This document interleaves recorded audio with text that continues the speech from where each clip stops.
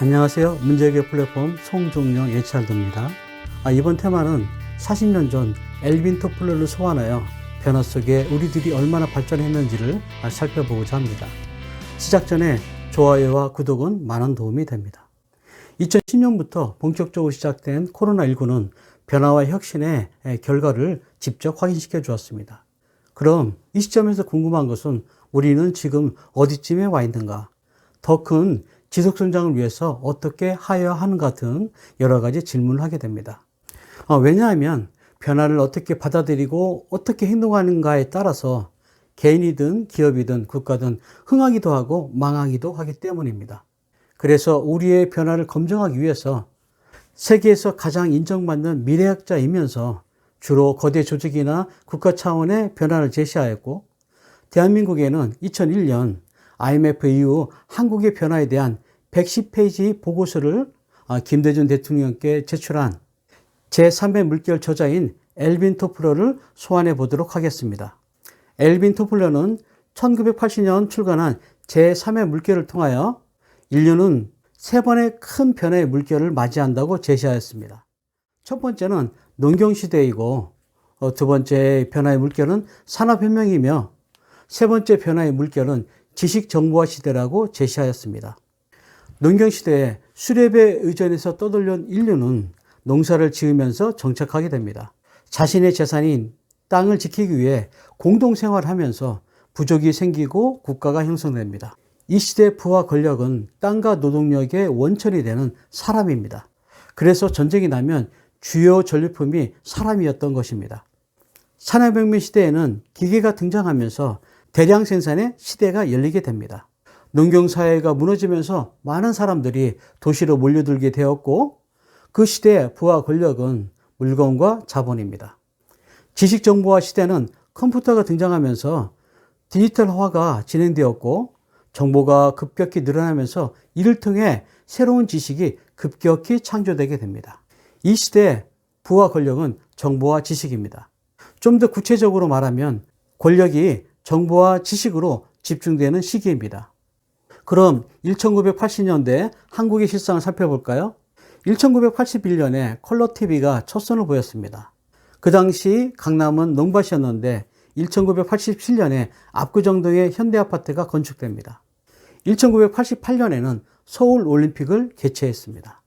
한마디로 정리한다면 초스피드로 산업사회에 성공적으로 진입을 하였지만 아직까지는 아날로그 시대의 모습을 탈피하지 못한 상황이었습니다. 엘빈 토플러가 말한 제3의 물결인 지식과 정보화 사회는 꿈도 못 꾸던 상황이었습니다. 그럼 새천년을 맞이한 2000년대에는 어땠을까요? 그 당시 인터넷에 올라온 휴대폰은 이렇게 변해야 한다는 내용입니다.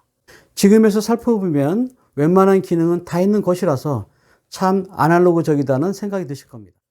나름대로 안 되겠지만 될 수 있으면 좋겠다는 상상력을 발휘해서 썼습니다. 그럼 이 내용은 몇 년도에 올라온 내용이라고 생각이 드십니까? 너무나 황당스럽지만 불과 지금으로부터 13년 전인 2008년도 구글에 게시된 내용입니다. 당시 달린 댓글을 보겠습니다. 보시는 분의 불편도를 감안하여 비속어는 자막 처리를 하였습니다. 다들 그런 변화는 꿈일 뿐이다 라고 썼습니다. 그런데 더 대단한 댓글을 보시겠습니다. 이런 거 나오기 전에 우린 다 죽어 라고 썼습니다. 2008년 상상 속의 휴대폰은 지금은 더 빵빵한 아이템이 탑재되면서 명칭도 휴대폰에서 인공지능이 탑재된 스마트폰으로 바뀌었습니다. 그리고 그것을 당연하게 여기는 시대가 되었습니다. 상상했던 이상은 현실이 되었습니다. 이제는 또 다른 창조적 이상을 상상하며 그 이상을 현실로 만들기 위해 새로운 변화를 시도하여야 합니다. 그럼 엘빈 토플러가 말한 제3의 물결이 이루어지고 있는지 1980년대 이후 40년이 지난 2020년대 세계를 살펴보도록 하겠습니다. 일단 2000년대 기업의 브랜드 랭킹 탑 10을 살펴보겠습니다. 제조와 IT 중심 기업입니다. 20년이 지난 2020년대 기업의 탑 10 순위를 살펴보도록 하겠습니다. 1위 아마존, 2위 구글, 3위 애플, 4위 마이크로소프트, 5위 삼성, 취리 페이스북으로 IT 관련 지식정보화 산업군이 급부상한 것을 알 수 있습니다. 지금 세계는 확실히 제3의 물결 지식정보화 시대로 완전히 넘어왔음을 알 수 있습니다. 40년대 이후 대한민국의 변화를 살펴볼까요? 2019년도 GDP 기준 세계 10위이고 2020년도 GDP 기준 세계 9위입니다. 2020년 국방력 세계 6위입니다. 스마트폰 보급률 광대역 인터넷 통신망 세계 1위입니다. 지금 대한민국은 산업군 자체가 제조 중심에서 반도체, 초부가가치 조선, 스마트폰, 바이오 등 최첨단 산업구조로 바뀌었고 K문화, K방역 등 초강력 미래를 선도하는 강력한 하이테크 국가로 되었습니다. 엘빈 토플러가 말한 제3의 변화의 물결인 지식정보화 사회에서 세계를 선도하는 신흥 세력으로 부상한 것입니다. 특히 작년부터 전 세계를 강타한 코로나19는 선진국이라 하는 나라들의 민낯을 제대로 보여주며 디지털 강국, IT 강국으로서 대한민국의 존재감을 더욱 확실히 만들어 놓았습니다. 그럼 1980년도 제3의 물결을 조설한 엘빈 토플러는 대한민국에 어떤 메시지를 제시했는지 살펴보도록 하겠습니다. 2001년 김대중 대통령께 보고한 엘빈 토플러의 110페이지 보고서를 요약하면 다음과 같습니다. 대한민국은 2000년을 기점으로 전 세계 어느 나라보다 산업화를 빠르게 이루며 그 열매를 수확 중입니다. 제2의 산업화 시대에서 대단한 성공을 축하드립니다. 그러나 지금 세계는 지식정보화 시대로 빠르게 전환되는데 대한민국은 제조 중심의 단순한 경제 전략을 고수하고 있으면 상당히 위험합니다. 제3의 변화 물결에 진입한 선진국들의 먹잇감이 될 수 있습니다. 1997년 IMF 사태가 그 좋은 예라고 할 수 있습니다. 이제 정보통신, 최첨단 IT 기술, 생명공학에 집중 투자하여 정보와 지식 기반의 디지털 체제로 변화를 해야 합니다. 그리고 미래에 쓸모없는 낙후된 교육에 올인하는 교육 시스템의 개선을 해야 합니다. 한국의 청소년들은 본인들이 사회에 나가서 쓰지도 못할 교육을 배우느라고 하루 15시간 이상을 공부하며 열정과 청춘을 낭비하고 있습니다. 그리고 일본을 닮지 마시기 바랍니다. 한국 전쟁 특수와 선진국의 지식과 기술을 모방하여 대단한 산업화를 이루고 그곳에서 정치한 나라입니다. 중국과 경쟁하지 마시기 바랍니다. 거대한 인구와 국가 지원금을 바탕으로 값싼 제품을 만들어내는 중국을 이길 수는 없습니다. 중국보다 더 저렴하게 물건을 만들어내지 못한다면 중국이 만들 수 없는 물건들을 만들어야 합니다. 엘빈 토플러가 20년 전 제시한 대한민국 미래, 지금은 반은 따라잡고 선두에 있고 반은 더욱 진보된 개선을 위해서 진행 중입니다. 그렇다면 대한민국은 선경지명을 가지고 창조적 미래를 개척을 하고 있다고 볼 수가 있습니다. 2020년 시점에서 살펴보면 대한민국은 거시적인 측면에서 미시적인 측면에서 지식정보화 사회에 성공적으로 진입하고 있음이 증명되고 있습니다. 무엇이 가능하겠을까요?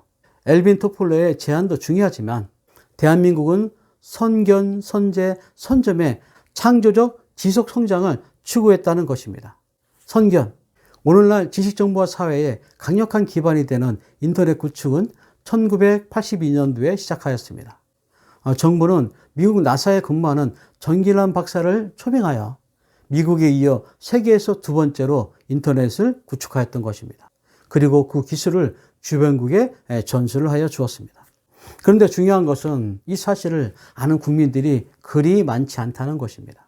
선제 IMF의 어려운 시기에 미래를 대비하여 전국의 광대역 통신망을 완벽히 구축하였고 모든 국가 자료를 DB화하였습니다. 지금 코로나 사태를 IT 기술로 신속하게 통제하고 관리하는 K-방역을 추진할 수 있는 원동력이 되고 있는 것입니다.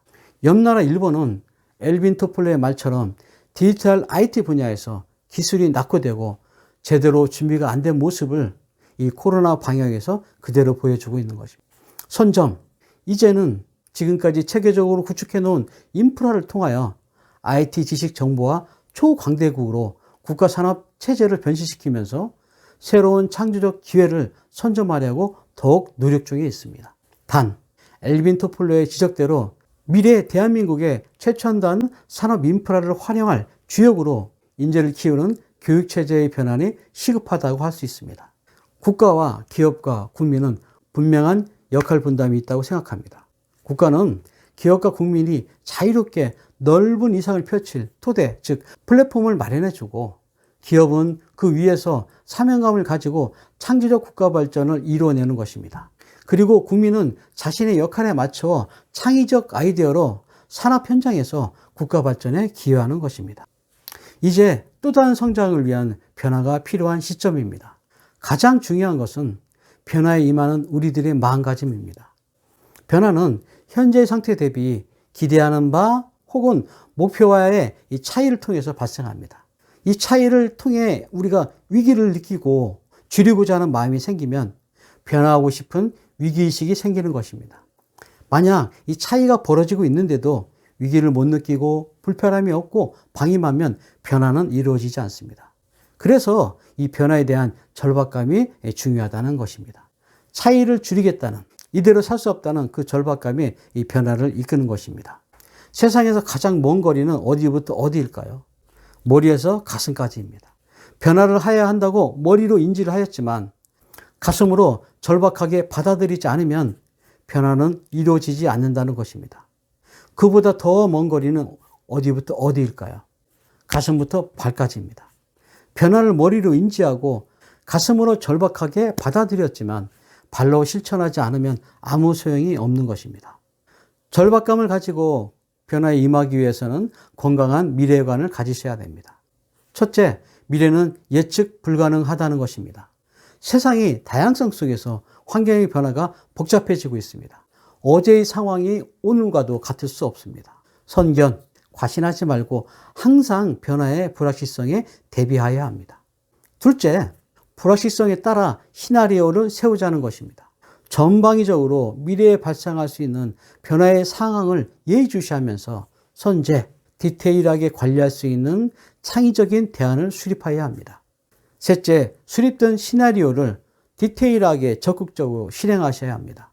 생각에 끝나지 않고 시나리오에 대한 대안을 구상하고 행동으로 옮겨 선점, 위기를 기회로, 그 기회를 통해서 새로운 역사를 창조하여야 합니다.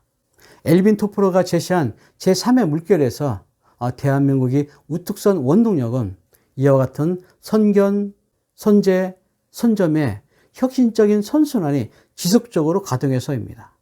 그 속에서 우리 모두 건강한 미래관으로 변화와 혁신의 주역이 되어야겠습니다. 성공을 기대합니다. 감사합니다.